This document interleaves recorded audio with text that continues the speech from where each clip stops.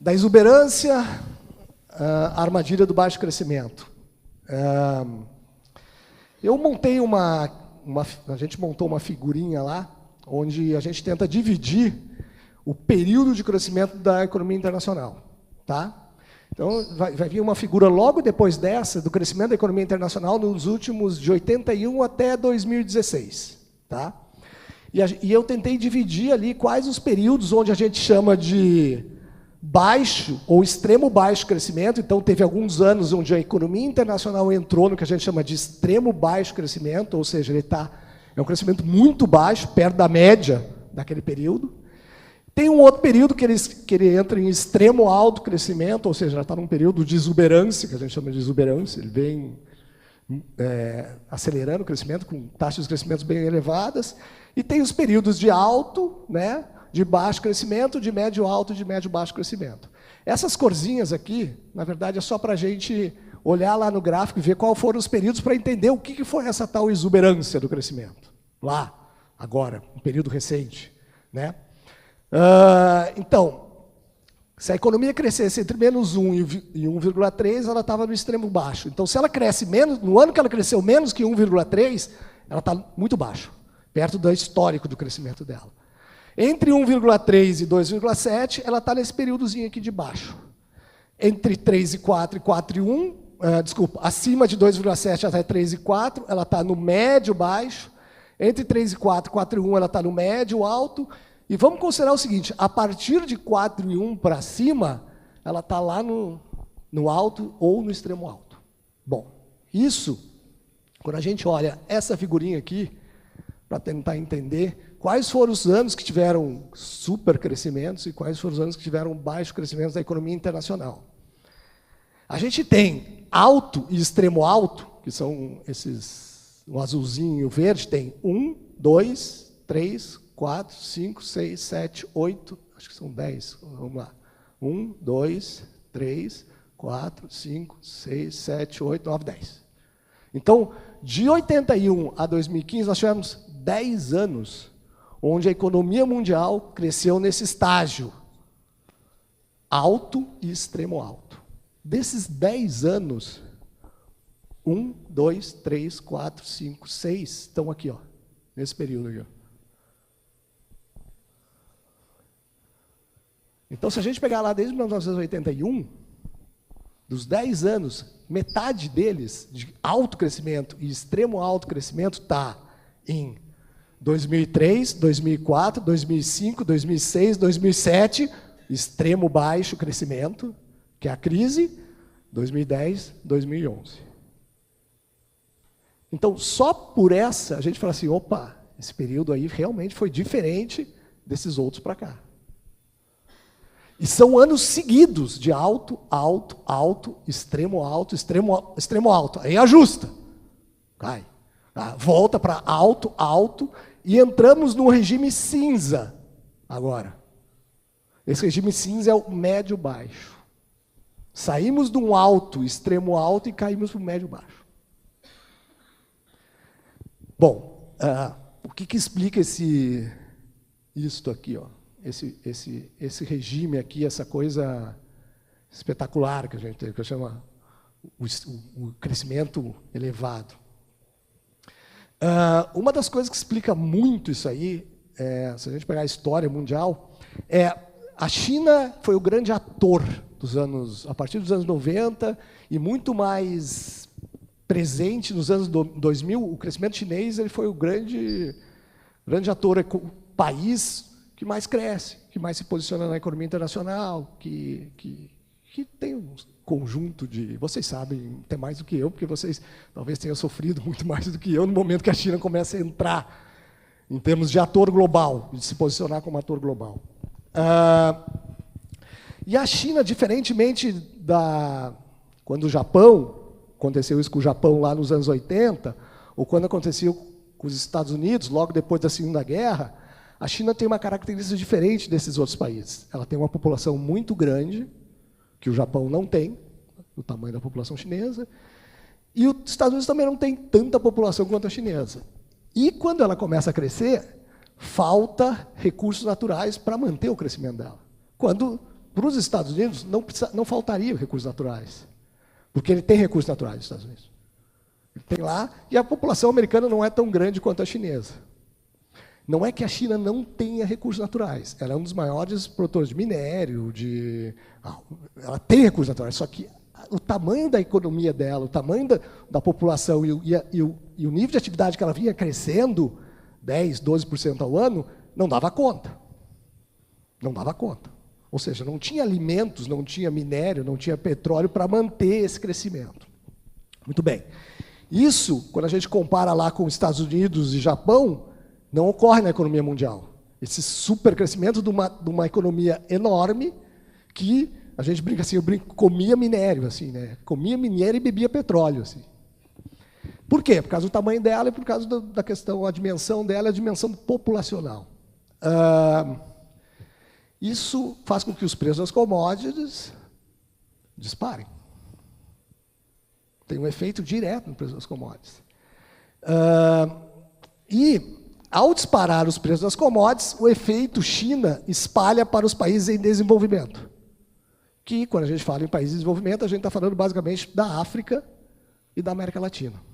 Então, diferentemente do efeito Japão, que não espalha para os países em desenvolvimento, do efeito dos Estados Unidos, que não vai espalhar para os países em desenvolvimento aquele crescimento, o da China espalha. E, vocês verem o tamanho do efeito da China nos países latino-americanos, a gente fez a mesma coisa. Ou seja, essa figurinha aqui, só que só para os países latino-americanos, inclusive o Brasil. E também vai explicar um pouquinho que a gente foi tão bem naqueles anos, né? Inclusive o Brasil. Toda taxa acima de 4,4%, anos que cresceu mais que 4,4%, são anos de extremo alto crescimento. Tá? Bom, vamos ver lá.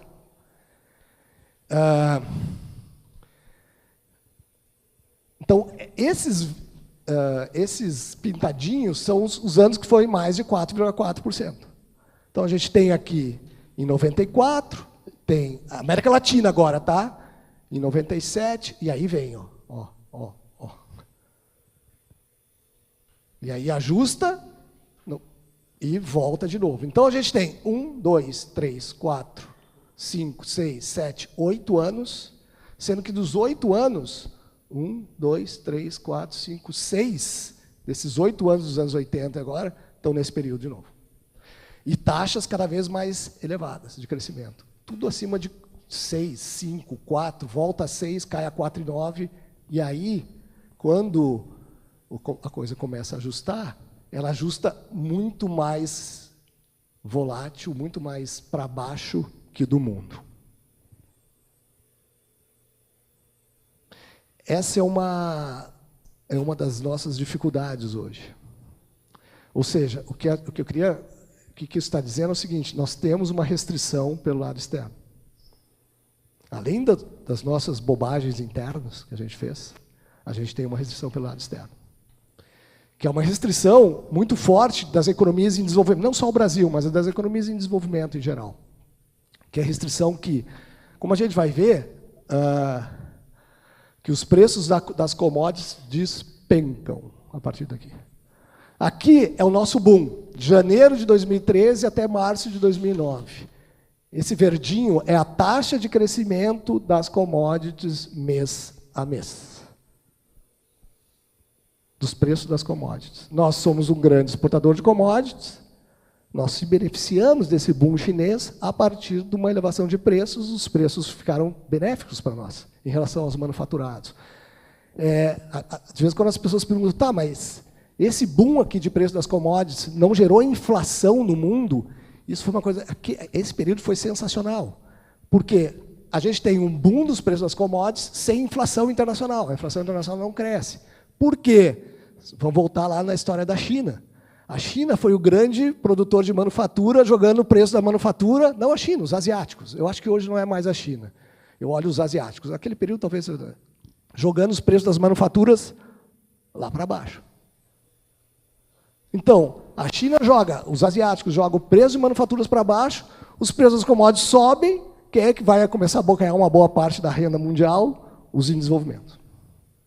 E aí os países em desenvolvimento, que são exportadores de commodities, vão crescer muito.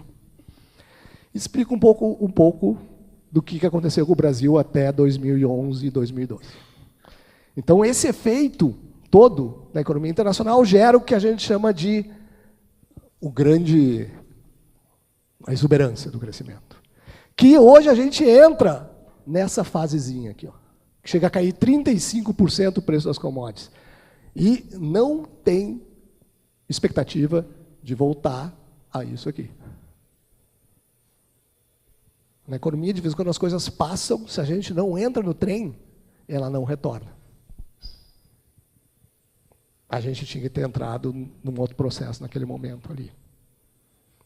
Bom, enfim. Então, isso explica o que a gente chamou de exuberância. No meio da exuberância, ocorreram as crises de correção. Bom, a primeira fase, eu vou chamar de 3 fases da crise, que são as que a gente começa a fazer alguns... Que agora a gente vai explicar o porquê que está difícil de sair desse ambiente internacional. Eu vou chamar a primeira fase da crise, acontece nos Estados Unidos. É a crise que, na verdade, a gente vai sentir no final de 2008, no início de 2009, quando a gente sente o primeiro tombo da crise internacional, que está lá no mercado americano, restrito a uma questão financeira, na questão dos títulos podres, bom, enfim. E aonde é que tem o primeiro sinal? O primeiro sinal está lá no Dow Jones, pessoal. O Dow Jones, o índice Dow Jones, lá em 2007 começa o processo. Nós vamos sentir em 2008, 2009. Mas, vamos dizer assim, o início mesmo está sendo datado aqui. Ou seja, primeiros movimentos de queda do índice Dow Jones, julho de 2007. Julho de 2007, o Dow Jones está em 13 mil pontos. E ele sai daqui, quando é o início do boom, né, que é lá em 2003, ele sai de 7 mil pontos e vai para 13 mil pontos, o Dow Jones. De julho de 2007 até março de 2009, que a gente começa a sentir o negócio em outubro de 2008, a gente começa a sentir aqui. O Dow Jones cai de 13 para 7. Despenca. E veja que a sequência cai. Que foi quando, apareceu uma coisa aí.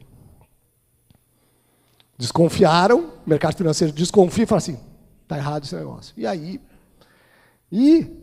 essa crise, no primeiro momento, ela vai atingir muito os Estados Unidos e a Europa.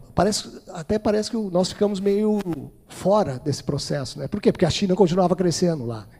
E aí os preços das commodities continuavam altos. Eu não queria falar, mas já existe uma preocupação com isso aqui também. Ó. Esse aqui é o último dado, tá, que eu tenho, acho que em agosto do mês passado. Tá? Alguns economistas começaram a lançar algumas preocupações sobre essa volatilidade aqui, ó, do Dow Jones. Ó. Ele entrou num processo de muita volatilidade aqui em 2000. Por quê? Eu até tinha combinado não ia falar isso, porque isso aí pode gerar, mas eu vou falar. Inclusive, no último relatório do Banco Mundial, ele chama atenção nisso aí. Ele fala que tem um problema nesse negócio. Taxa de juros americana muito tempo baixa, moeda barata. E aí, alavancagem. O cara pega, empresta, aplica, paga e fica ainda com... Exatamente. E o mundo está praticamente, desde 2011, basicamente, 12, com taxa de juros praticamente zero. E aí os preços dos ativos começam a ficar desequilibrados. Porque tem um movimento de especulação no mercado financeiro. Eu pego lá a zero, praticamente, taxa negativa de juros, aplico no Dow Jones, um mês depois eu tiro meu dinheiro, pago e levo uma parte. Inclusive aqui no Brasil. Ele pode pegar o dinheiro no mercado americano, né, internaliza para dentro do Brasil, joga ao título do governo pagando 14 ao ano, com o câmbio Caindo, ele ganha a valorização do título, mas no câmbio volta para lá, paga o empréstimo dele e fica com o restante para ele. Então, é a arbitragem que a gente chama. Ele começa a arbitrar com o processo de taxa de juros baixa. Então, tem alguns economistas que já vêm levantando, olha, está muito tempo, e a economia não está voltando, então a gente tem um processo de arbitragem no mercado financeiro. Bom, todo aquele período lá gerou toda essa desaceleração na economia americana, que é exatamente no período da queda do Dow Jones. Bom, segunda fase. A segunda fase vai bater na Europa. Então, acontece nos Estados Unidos, começa lá em 2007, 2008, acho que é, bom, enfim, no segundo semestre de 2007. Esse mercado financeiro vai rebater lá na economia da Europa. Aonde? A primeira notícia da Europa acontece na Grécia. Acontece com a Grécia. Ó, a Grécia não vai pagar as contas. Ela está alavancada. E quando que vem esse primeiro momento onde a Grécia... Esse efeito aqui, ó, Grécia e zona do euro, é a taxa de crescimento também da Grécia e da zona do euro. Isso aqui é o efeito dos Estados Unidos. Ó, Grécia e zona do euro, taxas negativas de crescimento. Né? Só que, quando primeiro trimestre de 2010, o euro volta a ter taxa... A Europa começa... O euro, né, a zona do euro, começa a ter taxas positivas de crescimento aqui. Parecia que tinha saído da crise. Tá, passou. Vamos. Só que a Grécia, que era... Ou seja, a desconfiança vai toda para a Grécia. Não vai pagar. Não vai pagar, não vai pagar, não vai pagar. Ela chega a cair, num trimestre, 10% do PIB dela. Frente ao mesmo trimestre anterior. Nós estamos sofrendo aqui com quedas de 6, esse caiu 10, num. Aí, tudo bem. Mas daqui a pouco, vejam que a Grécia continua caindo e no primeiro trimestre de 2011, a Europa entra nessa fase aqui, ó, de queda. Depois de todo esse tombo, recupera um pouco e volta a crescer. O que acontece a partir do primeiro trimestre de 2011 aqui? Esse efeito Grécia contamina Espanha e Itália. Terceira e quarta maior economias da zona do euro. Então não está só na Grécia. Porque se estivesse só na Grécia, a Europa ia continuar crescendo aqui, ó, e a Grécia ia sofrer. Aqui, exatamente aqui, ó, primeiro trimestre de 2011, a Espanha, cabum. Logo em seguida, a Itália, cabum. Aí contamina a Europa. E aí a Europa entra comprando título podre, injetando moeda, baixando taxa de juros e perdoando dívida da Itália, porque ele falou, ó, se não me perdoarem, eu vou dar o calote. Porque se a Itália dá o calote, aí o caos é geral. Então, aí é a segunda fase da crise. E depois, vejam que até 2014 aqui, eles não conseguem, a Europa não consegue voltar a esse crescimento anterior aqui, ó. Olha o tamanho do crescimento deles. Porque a incerteza ainda fica lá, e fica girando dentro da Europa. E, além da incerteza econômica dentro da Europa, a gente tem um problema de atentados dentro da Europa, a gente tem um problema de imigração dentro da Europa, a gente tem um problema agora do Brexit dentro da Europa. Aí vai um problema atrás do outro. Que, no fundo, é um pouco disso aqui também, da crise econômica, que começa a contaminar outros elementos da sociedade. Bom, a terceira fase, que aí é a China. Chegou na China. Demorou, mas chegou. A China consegue sustentar por um tempo o crescimento econômico dela, a partir de políticas monetárias e políticas fiscais. A China fez tudo quanto é política para tentar manter o crescimento dela. Só que chega no momento, ela não consegue mais. Isso aqui é a produção industrial chinesa. Tá? Ela cresceu entre 2006 e 2008, em média, 17%. Imagina se a nossa produção industrial crescesse metade. Não precisa 17, me dá metade dos 17. Né? Cresce 17% em média. Aí vem a crise nos Estados Unidos, que é esse ponto aqui. Ó. Ela vai crescer 3,8 em 2009, 9. Mesmo com a crise, ela cresce positivo ainda. Ela não cai. Em nenhum momento caiu. A produção industrial chinesa não cai. Continua crescendo positivo. Mas é uma desaceleração bastante significativa. De 17 para 3,8. Só que ela recupera. E chega a bater mais que os 17. Ó. Ela chega aqui no final de 2009, início de 2010, ela vai bater mais que o 17. Aí a gente vai começar. Ó, a Europa vai crescer a 13, esse momento aqui ela está crescendo a 13, daí vai. Aqui, 2014, 9, se percebe que não volta mais para cá. E ela vai crescer a 6. Ou seja, a segunda economia do mundo que crescia, porque isso é uma coisa também que a gente tem, de vez em quando, que pensar. A China é a segunda economia do mundo e é um país em desenvolvimento. Isso muda toda a estrutura internacional de comércio, de competitividade. Então, a gente tem a segunda economia do mundo que crescia 17 até 2008, e em 2014 passa a crescer 6 a produção industrial. São 11 pontos a menos na produção industrial. Onde é que vai dar o efeito? Nos preços das commodities. E aí a gente chega... Aí a crise chega ao Brasil, chega aos países em desenvolvimento. E aí aquele 1,3% lá que está contaminado pelo Brasil, pela Argentina, está contaminado, que a gente viu lá da América Latina, está aí. Tá? Então, aqui era o boom, 2011, 2, está lá em cima o preço das commodities, 2014, 4 é de uma vez só a queda nos preços das commodities. Não é ajuste, né? A gente fala, é um pouso forçado, assim. E aí ele vai ficar aqui embaixo. Então a terceira fase da crise, na verdade, vai pegar nós. Nós, Brasil, completamente despreparado, com as contas completamente desequilibradas, e a gente entra numa fase de pegou. Chegou numa hora errada. Né? Bom, e aí a gente entra tentando fazer o processo de ajuste.